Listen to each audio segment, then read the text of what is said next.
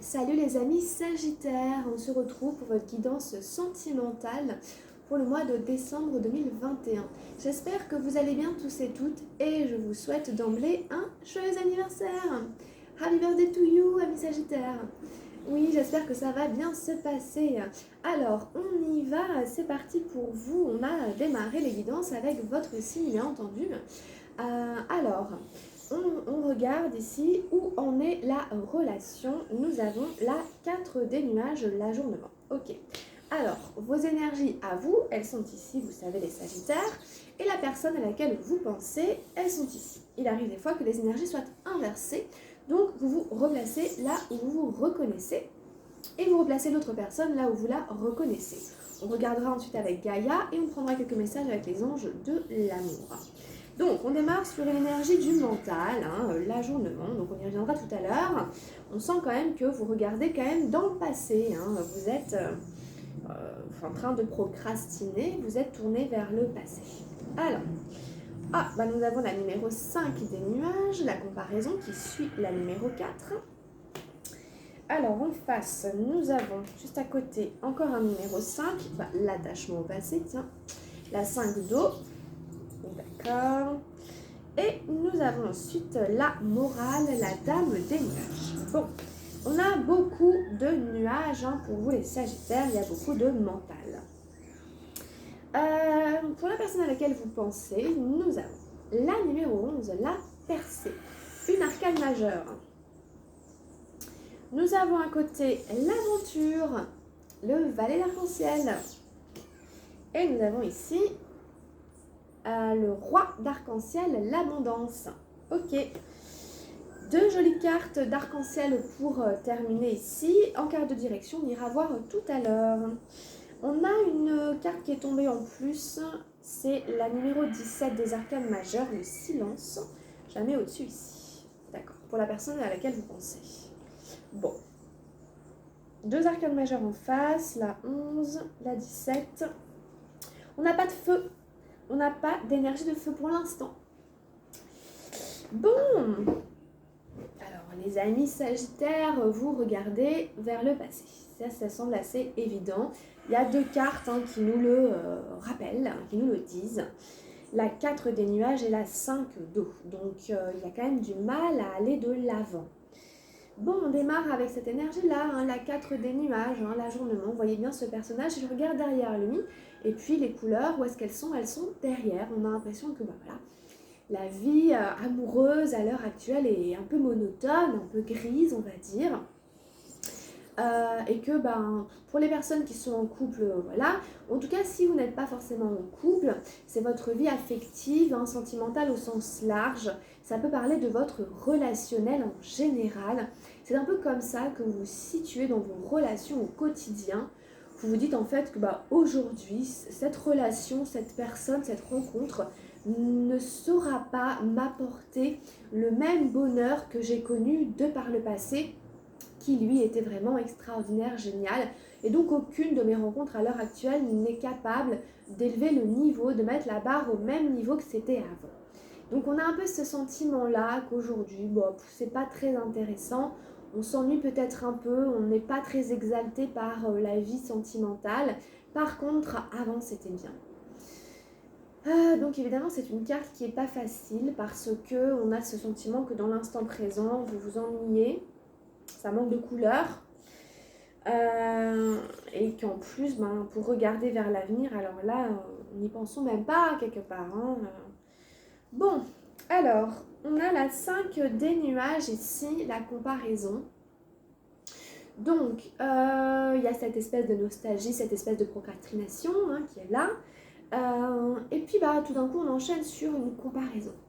Donc est-ce que vous vous comparez? Est-ce que vous dites les Sagittaires, je suis pas assez bien, je suis pas comme il faut, il me manque ceci, il me manque cela, voilà.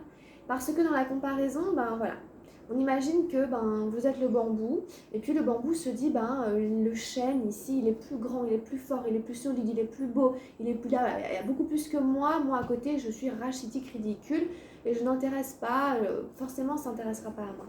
Et puis le chêne se dit complètement la même chose. Alors il se dit, ah bah le bambou, il est beau, il est fin, il est élancé, il est élégant, il est fragile, ça lui donne une vulnérabilité, on a envie de le protéger, de le prendre dans ses bras. Moi à côté, je suis gros, je suis pâteau, je suis moche, je prends de la place, je suis encombrant. Bon bref, donc en fait on ne s'aime pas tel que l'on est et on se sent, on a une espèce de complexe d'infériorité. Donc, réfléchissez-y, peut-être que vous avez de manière inconsciente un espèce de complexe d'infériorité ou une espèce de sentiment d'infériorité, peut-être que vous vous dévalorisez beaucoup trop, alors qu'on vous aime tel que vous êtes et que vous avez votre place à prendre et que ça ne sert à rien de se comparer aux autres, ça ne sert à rien de se comparer, point.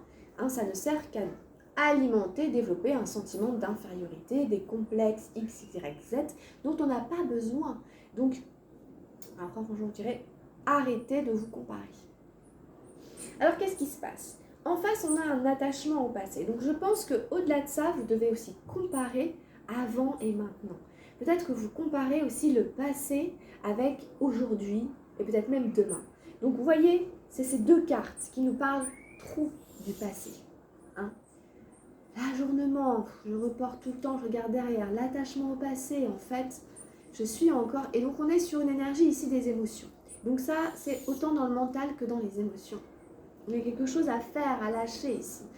Évidemment, revenir à l'instant présent et ne surtout pas comparer le présent avec le passé.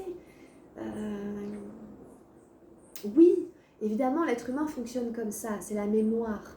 Mais quelque part, on nous demande aussi de mourir et de renaître à chaque instant pour être dans le présent. C'est à nous à lutter aussi contre quelque part, si je pourrais dire, oui, ce côté, ce phénomène de mémoire qui quelque part nous empêche de construire notre vie au présent.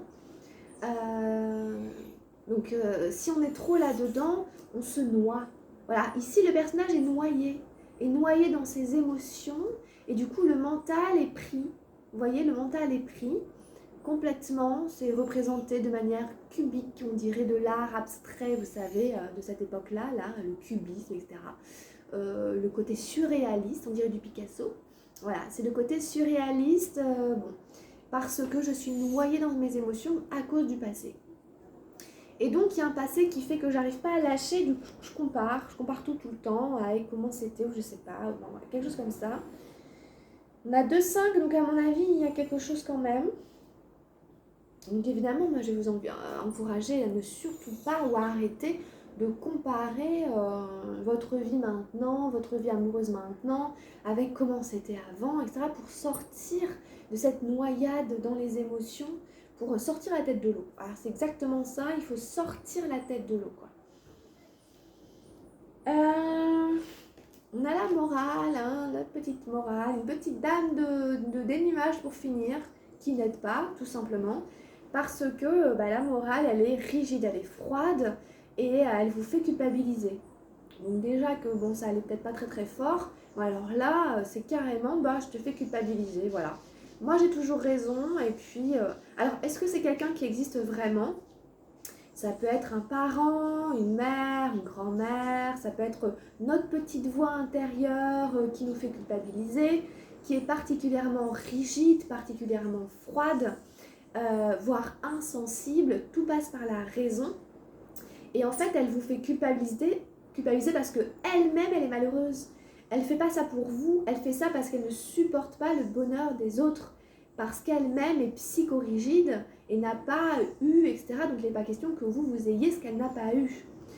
Donc attention ici à ce personnage, hein, vous voyez bien, hein, il y a des barreaux, on sera en prison, elle n'a même pas de spiritualité. C'est un espèce de mental, on dirait une marionnette, donc on est manipulé par ce personnage. Donc voilà, on a l'impression qu'il n'y a pas d'air, pourtant il n'y a que des énergies du mental, mais il n'y a pas d'air. On a du mal à respirer dans ces énergies-là, on a du mal à voir, à se dégager pour faire oui, voilà, ça s'ouvre. Et puis il n'y a pas trop de spiritualité, c'est un peu des émotions, du mental, et puis bon. Donc, je suis désolée, c'est les cartes qui sont comme ça. Voilà, c'est un tirage comme ça. On vous dit clairement de vous débarrasser là, de ce qui vous retient au passé. Il faut couper. Il y a des exercices qui existent, hein, les petits bonhommes allumettes, etc. Il y a tout plein de trucs qui existent. Vous faites les trucs, vous coupez, vous vous nettoyez, vous vous libérez. de ce qui vous rattache au passé, qui vous fait regarder derrière et qui vous empêche d'aller de l'avant, qui vous empêche peut-être de construire une vie relationnelle harmonieuse dans l'instant présent et de vous projeter avec joie, avec allégresse, avec des couleurs, avec de la jovialité vers l'avenir parce que, bon, voilà, il y en a vraiment besoin. Alors, en face, nous avons 2 arcanes majeures et 2 énergies arc-en-ciel. On commence avec la percée, la numéro 11. Donc ça, c'est intéressant.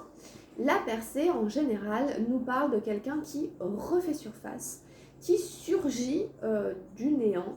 Ça nous parle, en effet, des personnes qui ont tendance à être un peu en dépression, en déprime et tout ça, qui étaient, si vous voulez, coupées de la source de lumière, de la source de soleil, de la substance vitale qui leur faisait battre le cœur et surtout se relier aussi aux autres, à l'extérieur, à l'amour, à la vie. Donc ici, on a une percée. On sort d'un état un peu déprimant, dépressif et tout ça, dans lequel on voyait du noir qui nous coupait de l'extérieur. Voilà, donc c'est très bien, il y a comme ça, une percée, un mouvement, une prise de conscience, peut-être une petite révolution intérieure, peut-être des changements, quelque chose aussi qui peut venir vraiment casser quand même la routine de manière assez nette et précise. Parce que voilà, on se libère, on sort, on va vers quelque chose qui nous nourrit et on arrête de tourner en rond et de broyer du noir. Il y a peut-être une nouvelle aventure amoureuse aussi qui se présente dans ces énergies pour ce mois de décembre avec ce valet d'arc-en-ciel que moi j'aime bien, surtout dans la vie amoureuse. Ça parle peut-être en effet d'une aventure. En tout cas, ce personnage, il va vers, il prend le risque de s'aventurer. Vous voyez, c'est tout le contraire de l'ajournement. Là, ça fait du bien parce que ce personnage qui regardait derrière, qui procrastinait, et ben le valet, il dit allez, moi je vais aller voir. Moi je vais aller voir devant, je vais aller voir derrière. Je prends le risque, même si je ne connais pas le chemin. Je ne connais pas le chemin, personne ne connaît le chemin. Alors on sait d'où l'on vient, oui, c'est notre mémoire, on la connaît, mais l'avenir, voilà, et ben il va voir, voilà, de manière jeune, de manière innocente, avec, en espérant le meilleur bien entendu, il y a plein de couleurs qui l'attendent, il y a plein d'expériences à vivre, et on y va. Alors, est-ce qu'il y a ici un flirt, une rencontre ? C'est un peu le flirt, parce que c'est une énergie jeune, c'est pas forcément l'engagement et tout, mais c'est j'essaye. On essaye, je tâte le terrain, allez, j'essaye quand même de faire quelque chose avec cette personne. Je fais une proposition, j'offre quelque chose, j'ouvre une porte, vous voyez ? Il peut y avoir quand même quelque chose de cet ordre-là. Donc on sent vraiment une percée vers une aventure, c'est vraiment ce que disent les cartes, la percée vers l'aventure. Donc je sors un peu de ma grotte, de ce néant et tout, puis allez, je vais tenter quelque chose. C'est vraiment ce qu'encouragent les cartes ici. Ça peut donner de l'abondance. On a le roi d'arc-en-ciel derrière. Donc si on arrive à faire ce trajet, eh bien il y a des récoltes, on va récolter des fruits, on va profiter. On va être dans une forme d'abondance, de récompense. On est rassasié, on est comblé. Vous voyez bien, ce roi d'arc-en-ciel, il est bien portant, il est opulent, vous voyez, il mange bien, etc., etc. Il profite de la vie. Il l'a mérité. C'est parce qu'il a mérité, c'est parce qu'il a travaillé, il a fait des efforts. Donc les cartes se suivent. Valet, il manque que la dame, dame, roi. Donc on a une belle progression ici. On a vraiment une belle progression à partir de cette percée, de ce mouvement. Le tirage ne fait que progresser pour récolter, profiter.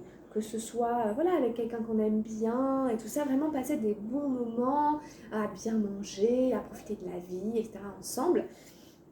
Si c'est pas juste avec un partenaire, c'est de manière générale dans notre relationnel. On arrive à s'épanouir, la dame c'est l'épanouissement, à se sentir épanoui dans nos relations sentimentales de cette manière, donc c'est bien. Alors il y a le silence, peut-être qu'on n'en parle pas beaucoup, peut-être que la personne ici elle parle pas trop non plus, on a peut-être quelqu'un qui est pas très bavard, quelqu'un qui vit ce processus plutôt intérieurement, mais on pourra quand même peut-être constater de par, je sais pas, ce valet qui est là, une proposition, quelque chose. Sinon, il y a beaucoup quand même, on invite ici à méditer, à être dans une forme d'introspection, de calme, de silence, de sérénité. Ici, on a un paysage, ici, c'est à la fois un personnage et un paysage qui est vraiment en train de se connecter ou de se reconnecter à son intuition, aux astres, à la lune. Ici, soyez vigilants aux pleines lunes, aux nouvelles lunes. Il peut y avoir des énergies assez fortes pour vous, ou en tout cas pour votre partenaire ou dans le relationnel. Beaucoup de clairvoyance, d'intuition, d'instinct, de sérénité, de zénitude. On invite à la méditation ici. Hein. Peut-être que cette personne, ça pourrait être bien quand même qu'elle ait des pratiques un peu de cet ordre-là en décembre. Comme vous s'était recommandé dans votre bilan général, que je vous invite à aller regarder parce que les messages sont complémentaires.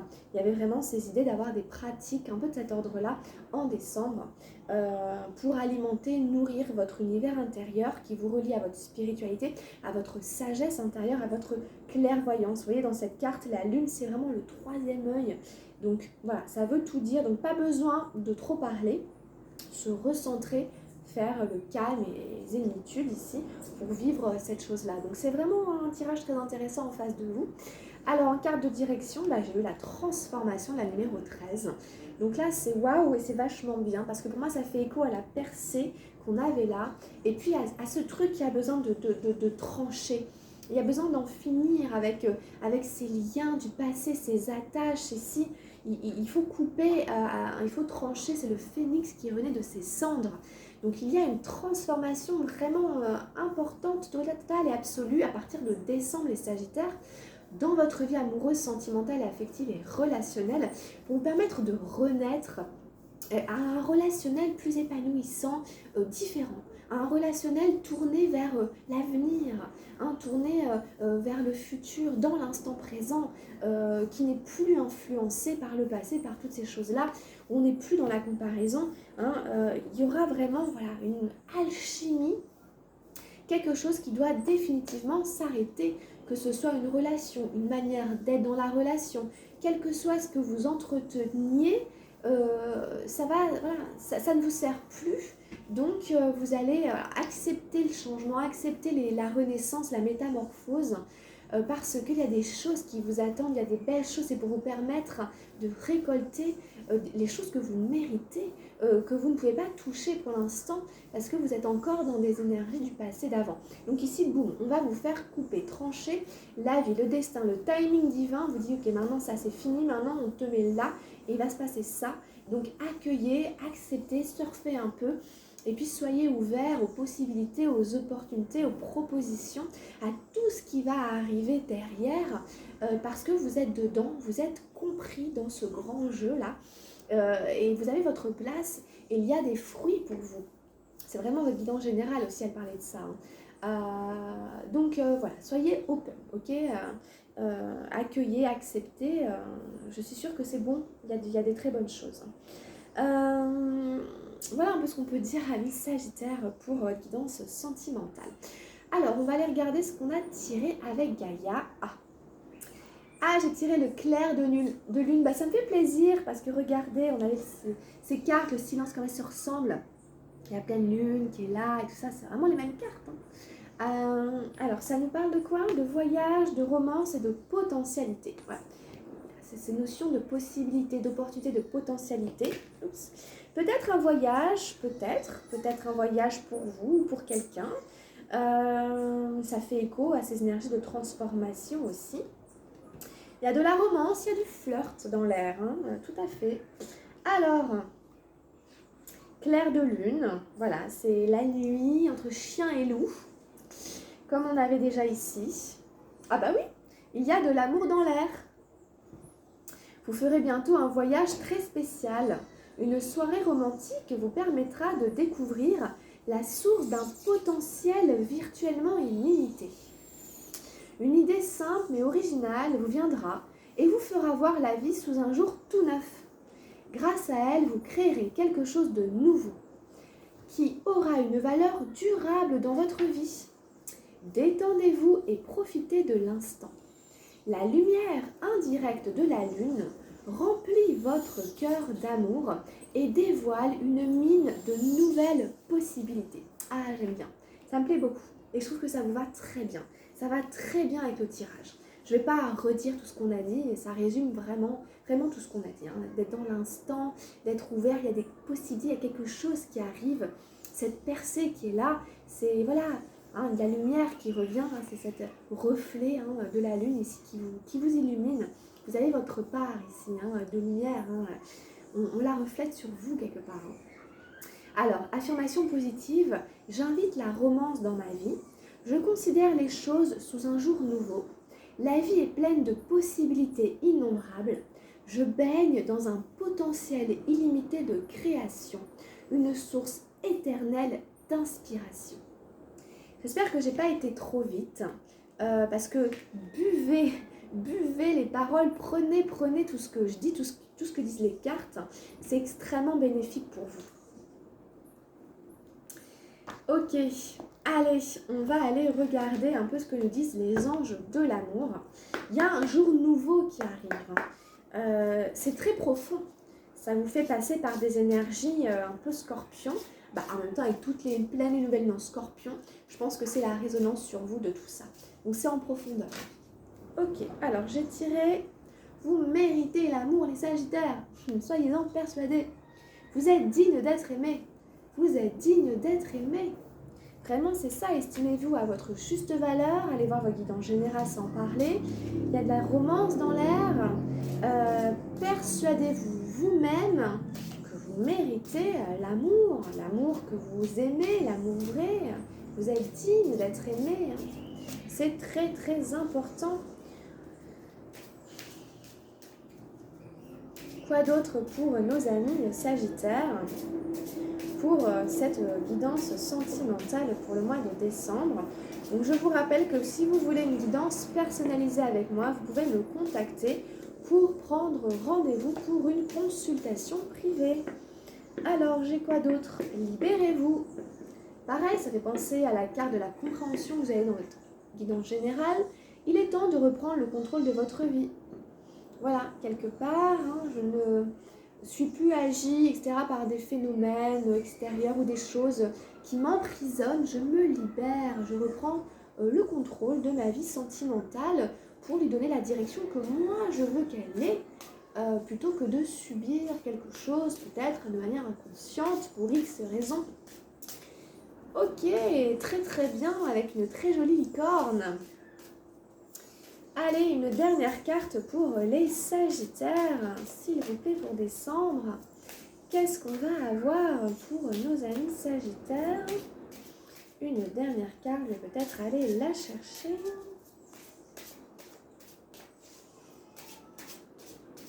Nous avons la lune de miel. On est toujours entre chien et loup, la lune de miel, on parle toujours de la lune.